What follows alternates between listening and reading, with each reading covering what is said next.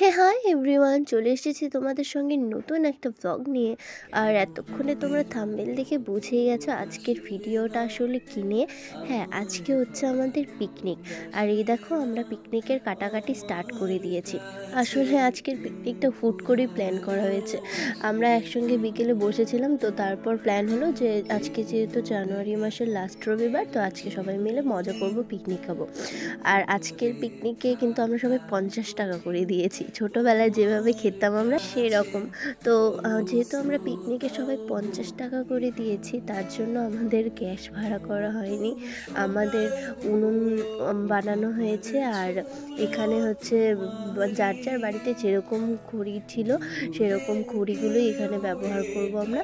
আর এই দেখো, খড়ি ফাটানো নিয়ে যে প্রবলেম হচ্ছিল, তারপর ওরা দুজন মিলে অনেকক্ষণ চেষ্টা করেছিল খড়ি ফাটাতে।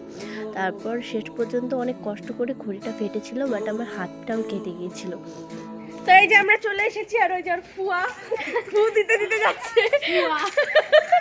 আর আমরা এখন যাচ্ছি সবাই মিলে থালা কিনতে, মানে পিকনিকের দোকান বন্ধ এ কি কি মেনে নেবে? সব দোকান বন্ধ ছিল, তাই আমরা একটা বাড়িতে চলে এসেছিলাম থালা কেনার জন্য। এখানে একটা ছেলে আছে, ও থালা বিক্রি করে। আর আমাদের লোক 23 জন ছিল, তাই আমরা 2 ডজন থালা নিয়েছিলাম।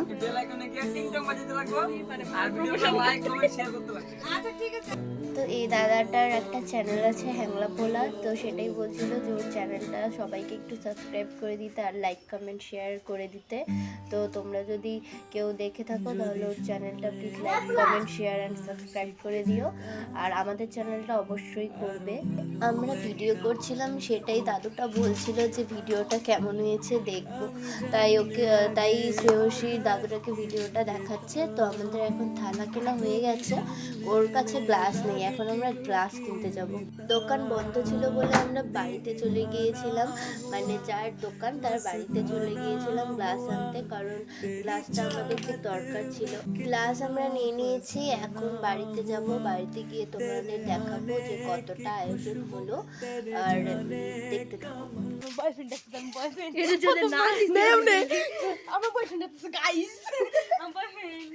তো চলে এসেছি থালা গ্লাস নিয়ে। ইস রে, এখানে কাজ চলছে। এদিকে এদিকে কাজ চলছে ওদের, কারণ আমরা এখন বক্সটাকে এখানে নিয়ে আসবো।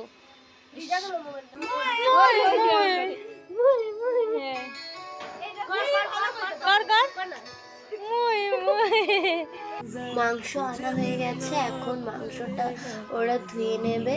তো এটা একটু ভিডিও করলাম। আর ওদেরকে আমি জিজ্ঞেস করছিলাম, কি রে পিকনিক খাবি নাকি? ওরা বলছিল হ্যাঁ। প্রায় সব কাজ শেষ হয়ে গেছিলো, তাই আমরা তিনজনে একটু ডান্স করছিলাম। আর গানটা দিলাম না, কারণ কপিরাইট পড়ে যাবে তাই। তো দেখতে থাকো তোমরা, আরও পরে আরও মজা হতে চলেছে।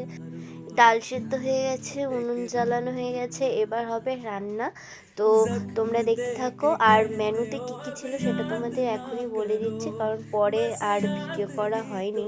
মেনুতে ছিল সালাড, মাংস, বেগুনি আর ডাল।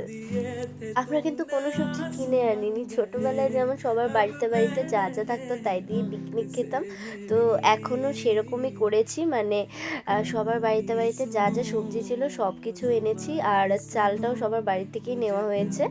আর শুধু দোকানে যেমন তেল এগুলো আমরা কিনে এনেছি, আর মাংসটা কিনে এনেছি। মাংসর টাকাটা খালি তোলা হয়েছিল। তো তোমরা দেখতে থাকো। আর এখন মাংস রান্না হচ্ছে। তো আমাদের রান্না সব কমপ্লিট হয়ে গেছে, এখন সবাই মিলে আমরা একটু নাচানাচি করছিলাম। আর নাচানাচি করেই আমরা সবাই এখন খেতে বসে পড়বো। ভাগাভাগি করে নেব, পাবো যা কুড়িয়ে। তুমি দেখো আমি আমার ভাগটাও দিয়ে দেব, শুধু দেওয়ার ফাঁকে তোমার হাতটা ছুঁয়ে নেব। চেয়েছিলাম এমন, যা হচ্ছে এখন, যতদিন আছি ছেড়ে যেও না গো।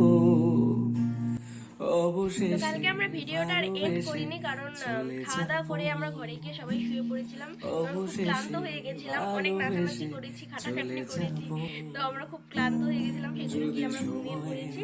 সেই জন্য আজকে আমরা ভিডিওটা এন্ড করছি। তো আজকের ভিডিওটা এই পর্যন্তই, দেখা হচ্ছে নেক্সট ভিডিওতে। একটা মানুষ তোমায় দিতাম